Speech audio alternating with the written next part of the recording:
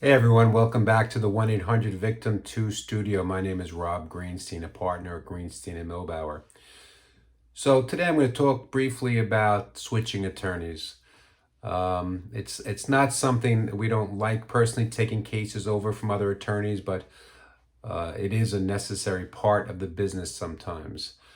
First, I'll tell you our standard for taking over a case. We don't take over a case if we don't think we could do a better job than the current attorney. Sometimes the clients will explain the situation, and when we say, we would be giving you the same advice as far as the case.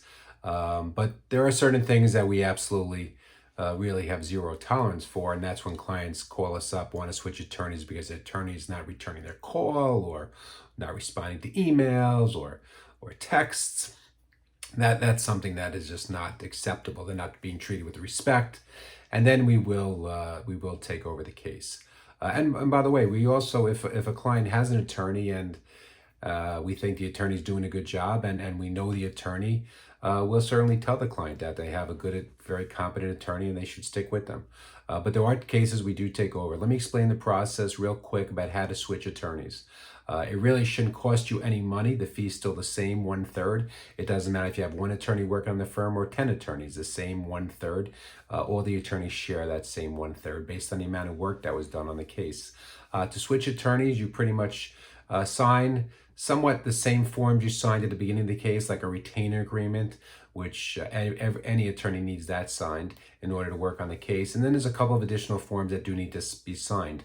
One is a stop work letter, which is sent to the prior attorneys. It's basically a letter from the client addressed to the prior attorneys telling them that they've been discharged as their attorneys, instructing them not to do any further work on the case and not to contact the client. So you don't need to actually fire the client personally. You don't need to call you don't need to fire the attorney personally. You don't need to call the attorney, and the attorney should not be calling you after they receive this stop work letter, which again is signed by you, sent to the prior attorney, telling them that they've been discharged as your attorney, and instructing them not to contact you. And that's very important because quite often attorneys get that letter and they do contact the client and try to change the client's mind. But the letter specifically says, do not attempt to contact me. An attorney should not contact that prior client at that point. When they receive that letter, that's their prior client. They've been discharged. The other thing that the client needs to sign is a consent to change attorney. That's basically a form that gets filed with the court system just to advise the court system that you have a new attorney so that they can change the name of your attorney, of your representative in the computer. And that's a consent to change attorney. So that's it. You sign two simple forms. You don't need to contact your current attorney and tell them they're being fired. That would obviously be a very uncomfortable situation. It doesn't cost you any more money, and it shouldn't cost you any more time because the attorney should receive the stop work letter and the consent to change attorney and then immediately work with the incoming attorney on transferring the file. So it shouldn't cost you definitely doesn't cost you any money, and it shouldn't cost you any time. Again, we don't like taking cases from prior attorneys, but it is a necessary part of the business at times. Clients must be treated with respect.